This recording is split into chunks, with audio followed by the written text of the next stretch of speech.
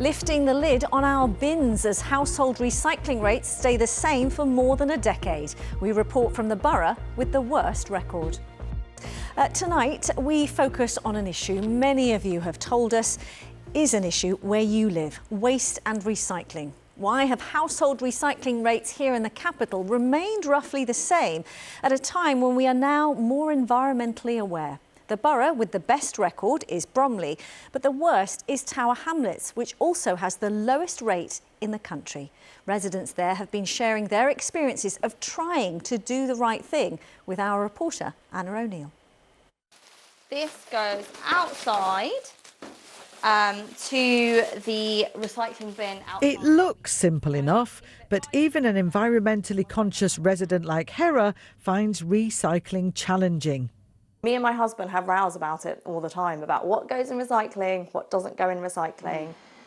But the recycling in her new build home is not the only issue. Hera isn't convinced that her local council takes recycling as seriously as she does. I am a diligent recycler, I really try. And it's a big chute underground. See where this metal bit is? It requires a big lorry and a crane to lift this whole thing up. We've noticed that actually they seem to bung it all in the same van. We've spoken to one of the operators and they said to us it's being sorted out at the depot, which is very different messaging from what we're getting on like the leaflet on the top, which says, you know, we must separate it out. A short journey away in her block, Jackie also has a problem with waste management. That's the block that doesn't have a bin. That's the big block, and they're 3-bedroom flats. It is a nightmare. It is horrendous. We dread bank holidays because that's when things start to pile up. What about food waste? As far as I know, there is nothing for food waste. There is no designated bins. I'm not aware of any designated area, and if it's food, it's got to be sealed off. So where do you put your food at the moment? In the normal domestic chute. According to the Department for Environment, Food and Rural Affairs, Tower Hamlets has the lowest local authority recycling rate in the country. This is the household waste chute for this block here. Can't even open it. Presumably it's completely jammed with rubbish inside. Meant to go down a chute into the bottom, be collected at the bottom here. And so everybody's just piling up their rubbish on the outside, and it just adds to the look of the place where rubbish doesn't feel like it's being managed properly. Tower Hamlets told us. The borough is one of the most densely populated in England, with 88% of homes as flats, meaning most residents rely on communal recycling facilities rather than individual bins. High-rise living and rapid housing growth make recycling structurally challenging. There's a plastic here, and I incorporate it, so I pick it up and then I try to upcycle. In another tower block, environmental artist Silvietta believes London could be looking to Milan, where she was born, for tips on how to recycle well. This is cardboard. In her hometown, all residents of a tower block are fined if one resident gets it wrong. Italian, they're not famous for following rules. They're more creative. But you know, if you're fined regularly, you embrace the thing, you know. And unfortunately, it requires a little bit of a fear for, you know, respecting the rules. But ultimately, they're good for everyone. In this area of London, the local authority will need to do more to make residents feel their recycling efforts are not just a waste of time. Anna O'Neill, BBC London.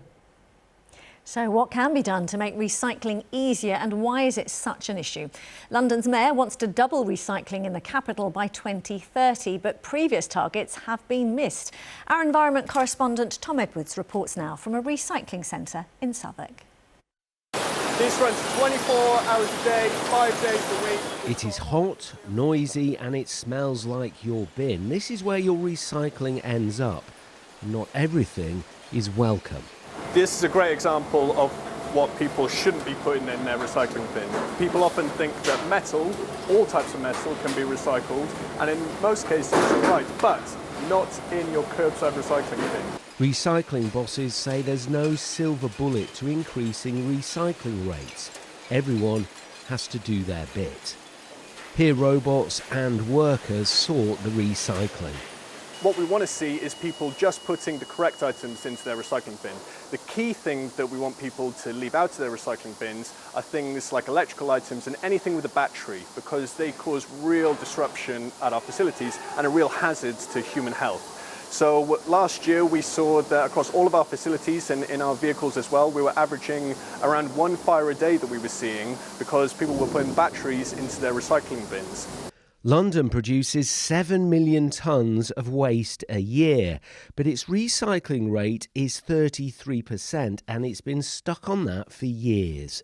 The Mayor is in charge of the strategy, but recycling schemes are run by the councils, and different councils have different schemes. Every council has a different way of telling you what can and can't be recycled, and how to recycle different things. And I think the rules are so complicated in London and so various. And with people moving from one private rental to another, they're moving between boroughs. And so I think people just get a bit kind of, they zone out. While previous targets have been missed, new legislation will start to standardise recycling. Councils will have to offer a food waste recycling service soon.